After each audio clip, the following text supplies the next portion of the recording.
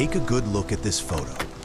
This was the last time 10-year-old Rory was ever seen. 18 years later, a strange young woman knocks on the door, claiming to be Rory. But why is it Rory's own mother who doubts her? What really happened on that fateful day? That morning, the dawn rose slowly and gently, just like any other day. The soft light of the early sun filtered through the curtains, illuminating the neatly kept little bedroom. Laura opened her eyes to the familiar ceiling, took a deep breath, and slowly sat up. It was Friday, a morning that seemed perfectly ordinary, but would later become a day she could never forget. She stepped out of bed, slipped on a light sweater, and made her way to the small kitchen. As she made coffee, she hummed a familiar old tune. Her gentle humming blended with the bird song from the backyard, creating an oddly peaceful symphony. Her husband, Mark, had just woken up. He smiled softly and came over to kiss her on the cheek, a quick kiss, but full of love, just like every other morning. "What are you making for the little one today?" Mark asked as he poured himself a hot cup of coffee.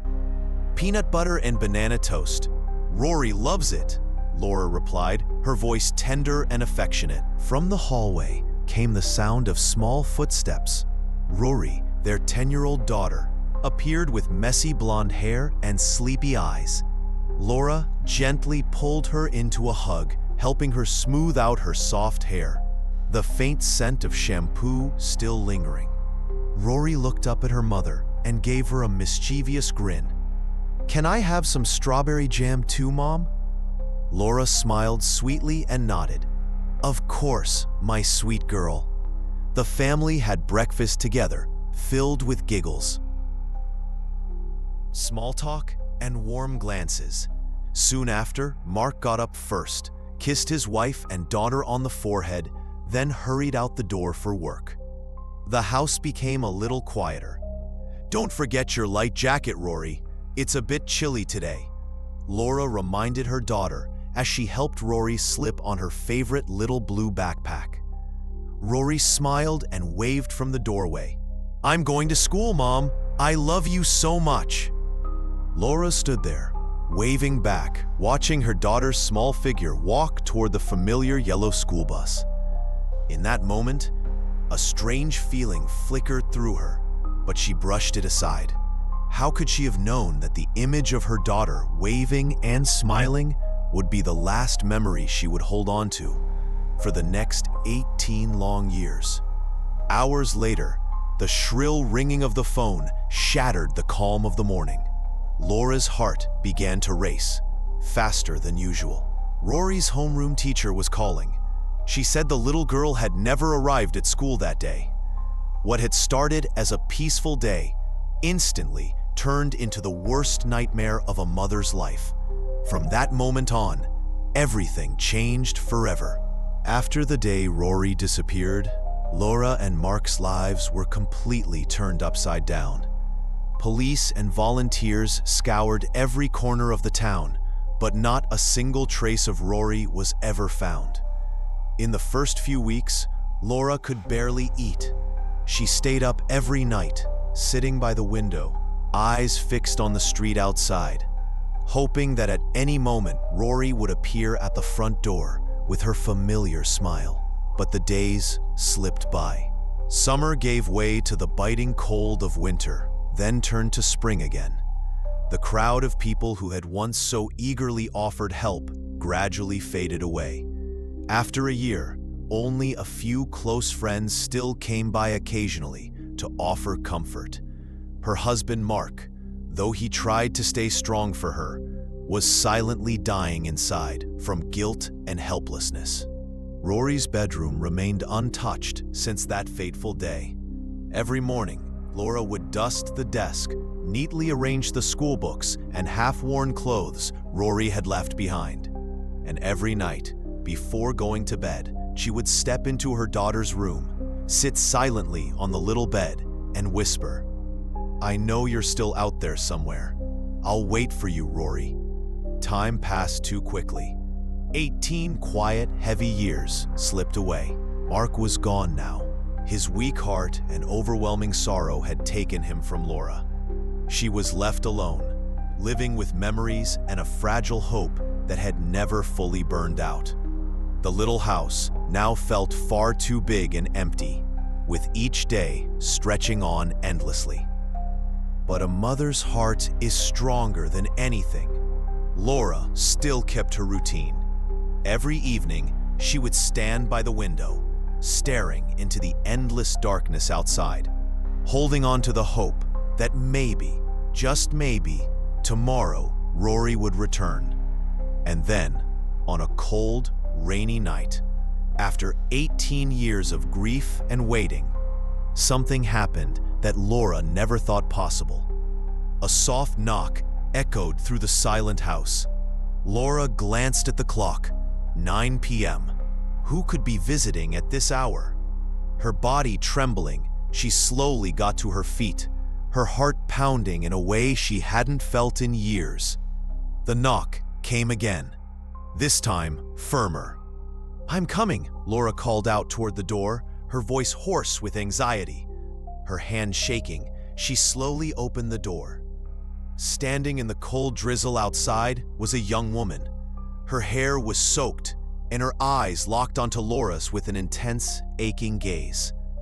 "Mom," the girl said, her voice choked with emotion, but firm with conviction. "It's me. I'm Rory, Mom." Laura froze. Her heart pounded so hard, it felt like it might burst from her chest. She stared at the unfamiliar face of the young woman standing before her, tears mixing with the rain streaming down the girl's face. No, this can't be," Laura stammered, her lips trembling. "Mom, it's me. I'm Rory." The girl stepped forward, her hand shaking as she reached out to touch her. But Laura instinctively stepped back, caught in a storm of confusion, hope, and doubt.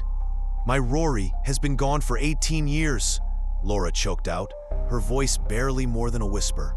"Who are you? Why would you do this to me?" The girl looked devastated, her voice breaking. "I know it's hard to believe, but you have to trust me. I'm alive. Look at me, Mom. It's really me." Laura stared deep into the girl's eyes, those Cleo blue eyes that were exactly like Mark's. For a fleeting moment, something deep within her, the instinct of a mother, whispered that this was Rory. But then, reason intruded. How could she be sure? So many years had passed. So many imposters had come, trying to exploit this pain. "Come inside," Laura whispered, barely audible, as she opened the door wider to let the girl in. The girl stepped into the house she had once called home. Her eyes darted quickly around the living room, as if trying to reconnect with long-lost memories. Laura closed the door with trembling hands, her heart still racing. The two women sat across from each other in a silence thick with tension and emotion. "Why now? Why are you only coming back now?" Laura finally asked, her voice shaking, fragile with pain. "I was taken, Mom. It's more complicated than you think." The girl lowered her head, her voice cracking under the weight of shame and sorrow. "But I escaped. It took me years to find a way back. I never stopped thinking about you." Tears streamed down Laura's face, uncontrollable now. She wanted to believe this was her daughter. She wanted to throw her arms around her and never let go again, after 18 long years apart. But the fear of being hurt again held her back. "Can you prove it, Rory?" she asked desperately. The girl trembled and slowly rolled up her sleeve, revealing a small, familiar scar on her arm. The same one Rory had gotten as a child when she fell off her bicycle. Laura gasped. The wave of recognition hit her like a flood. "Rory, is it really you?" she whispered, her voice shaking with emotion. But deep inside, something still held her back, some part of her mind that couldn't fully accept it yet. Outside, the rain fell heavier and heavier, as if to signal that the days ahead would not be easy for either of them. News of Rory's return spread quickly throughout the community. Neighbors, relatives, even the police showed up the very next morning. At first, Laura hoped everyone would welcome Rory with open arms, just as she had. But instead, they looked at the girl with suspicion and guarded eyes. "Laura, how can you be sure this is really Rory?" Helen, Laura's longtime friend, asked quietly, her eyes filled with concern. Laura's heart ached at the doubt in their voices. But deep down, she understood. 18 years was far too long for someone to return without raising questions. Even Laura herself wrestled every moment, caught between the fierce instinct of a mother and the rational voice of doubt in her head. A few days later, the DNA results arrived, delivered by Sheriff Jensen, an old family friend. He stood in front of Laura, his face pained and uneasy. "Laura, the DNA results, they aren't a full match for Rory." Her heart shattered. It felt like the sky had collapsed right in front of her. "No, that can't be. I can feel it. A mother's instinct doesn't lie." Laura gasped, her voice choked with despair. "I understand," Jensen sighed, his tone sympathetic but firm. "But we need to get to the bottom of this." The town buzzed with whispers, sideways glances, and speculation. Suspicion weighed down on them both, mother and daughter. And Rory, frightened, withdrawn, curled up in the corner of the room, her eyes red, her voice trembling as she turned to Laura. "I knew this would happen, but I swear, Mom, I am Rory. I never forgot you." Laura wrapped her arms around the girl, her heart breaking. She told herself, even if the whole world turned its back on Rory, she would not. She would believe in her, stand by her, protect her. But still, deep in her soul, something gnawed at her. A quiet, tormenting question. Was she protecting her long-lost daughter, or shielding a truth far more painful? Late at night, when the whispers and watchful eyes of the outside world had finally quieted, Rory sat curled beside Laura, her eyes clouded with hurt and confusion. "Mom," Rory whispered, her voice trembling, "I don't even know where to start, but you need to know the whole truth." Laura gently took Rory's hand and gave a soft nod. She had braced herself for this moment, but still, she was afraid of what her daughter was about to say. "The day I disappeared, I wasn't lost. I didn't run away like people thought," Rory began, her gaze distant. "I was taken. Not just me, Mom. There were others. They brought us to a place, a dark, cold place I didn't even know could exist in this world." Laura sat frozen, her heart twisting tighter with every word. "They did terrible things to us. Things I still don't understand. Experiments, tests on our bodies. That's why my DNA has changed over the years," Rory said, her voice shaking as tears rolled down her face. Laura was speechless. She couldn't begin to imagine what Rory had endured all those missing years. "But I fought to survive," Rory continued, clutching her mother's hand more tightly. "I wanted to come home. I kept believing you hadn't forgotten me." Laura pulled Rory into her arms, sobbing uncontrollably. In that moment, a mother's intuition rose above every doubt. No matter what the DNA said, no matter what the world believed, this was Rory, the daughter she had waited 18 years for. But then, a deeper pain took hold. Laura realized this truth might go far beyond her and Rory. How many other children had suffered the same fate, lost in silence, erased from the world? And in that moment, a bold decision took root in Laura's mind. She couldn't stay silent anymore. The world had to know the truth. The very next morning, Laura woke up early. She hadn't slept a minute. Her mind kept replaying every trembling word Rory had spoken, every tear, every shiver in her daughter's voice. She couldn't let this be buried in silence. Rory had come back. She had survived. And the horrifying truth could not be kept in the dark for one more day. Laura went to the police station. Sheriff Jensen looked at her cautiously. Though he had once been a friend of her late husband and the lead investigator in the disappearance 18 years ago, things had changed. Now he was a cautious man, someone who didn't believe anything without hard proof. "I need you to hear my daughter's statement again. Rory Callaway, my daughter." Laura's voice was hoarse, but firm. Jensen sighed. "We reviewed the file, Laura. The DNA isn't a complete match. And the girl, though she resembles Rory, there still isn't enough." "You don't understand," Laura interrupted, her eyes red but unwavering. "She knows things no one else could possibly know. She remembered the scent of my perfume that day, the beige sweater I knitted. She remembered Helen and the lullabies I sang to her.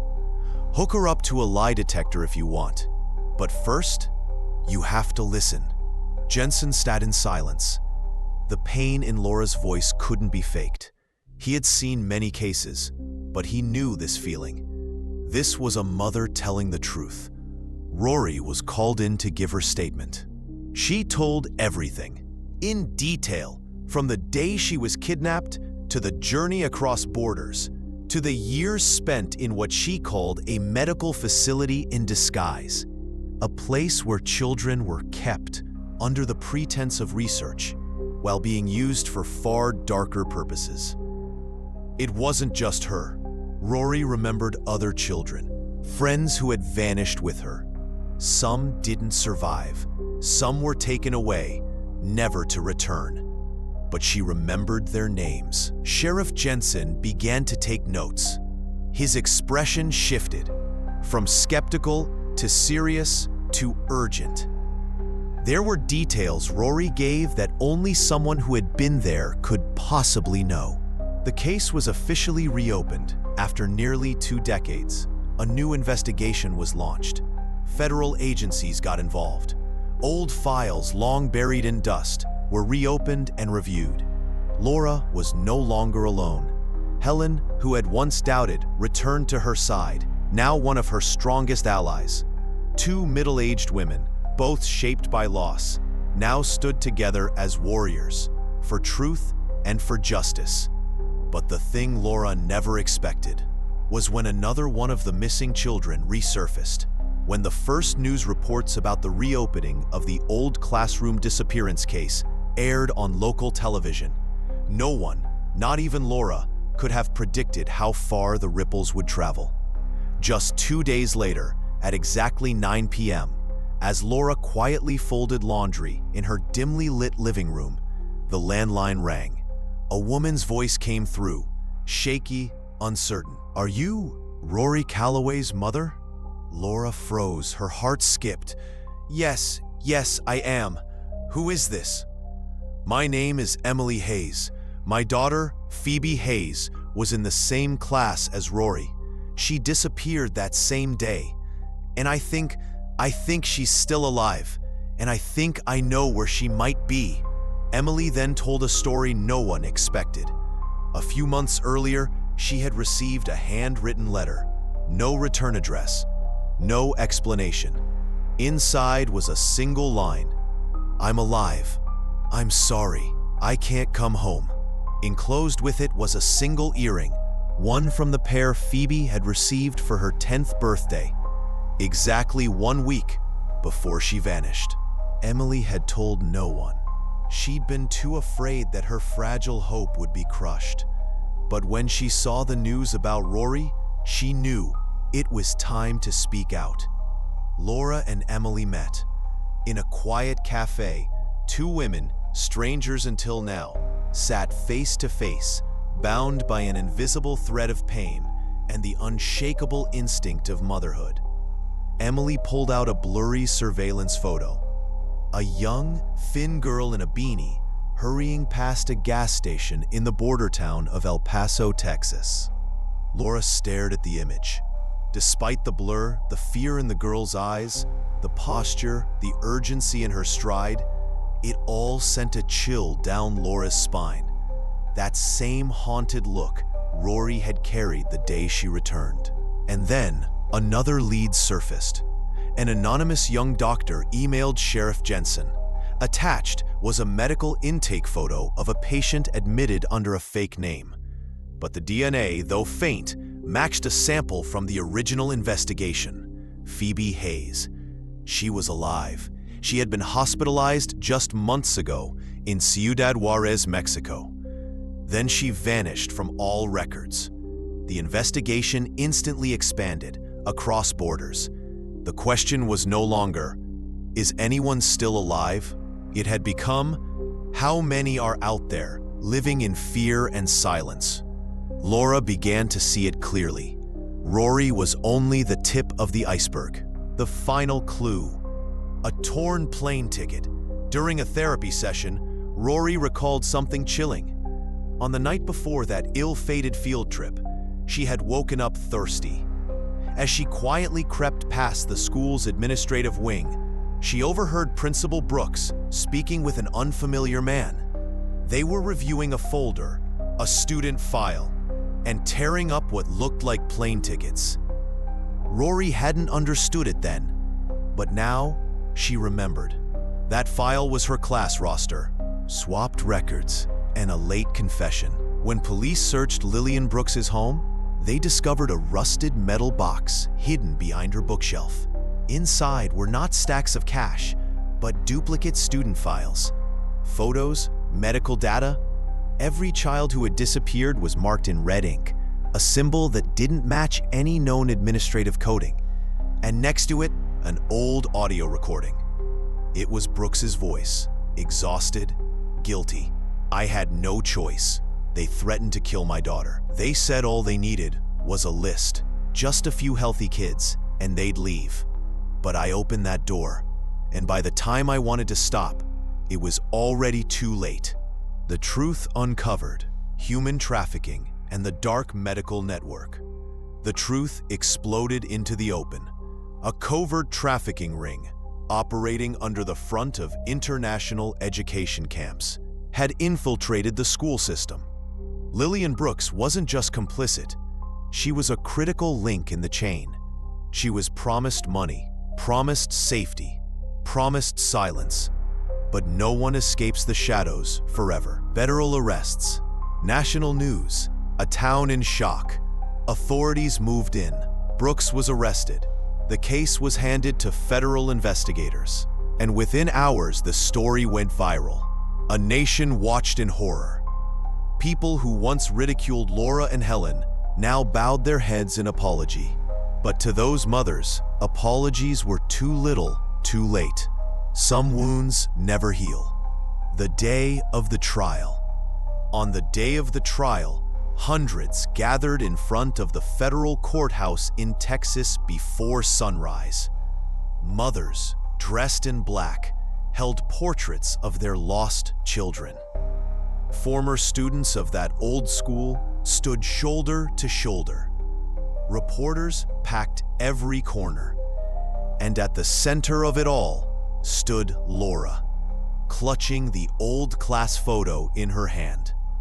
Lillian Brooks, visibly aged, sat in silence at the defendant's bench, her eyes vacant and hollow. Caesar from prison, graphic finger prison 7, conspiracy to kidnap, international human trafficking, and intentional murder. Testimonies that haunt one by one. Witnesses came forward.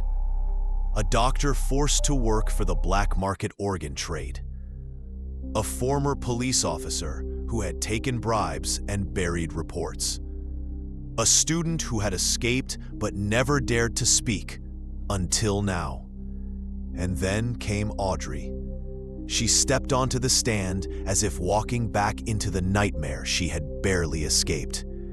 Her voice trembled, but every word was clear. She wasn't forced. She knew, and she chose the money. When Lillian Brooks finally stood, the court gave the defendant a chance to speak. Lillian stood. No tears, no pleas, just one sentence.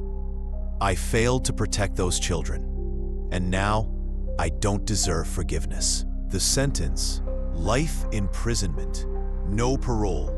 the court declared her a central figure in a tragedy with at least 17 confirmed victims and dozens more still unaccounted for. The human trafficking network was dismantled across multiple countries: Mexico, Colombia, and several parts of Europe.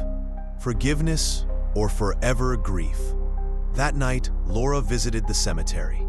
She didn't bring flowers. She brought Rory's childhood notebook. She sat down in front of the headstone and whispered, "I know the truth now, my love, and though it hurts, I'm no longer afraid. Because in the middle of despair, I found a reason to keep living, not for revenge, but to protect others from the same darkness." Leave a comment. I still believe. If you've ever waited for someone to come home, subscribe to never miss real stories that truly touch the heart. Share this video, because somewhere out there, a mother might still be holding on to hope.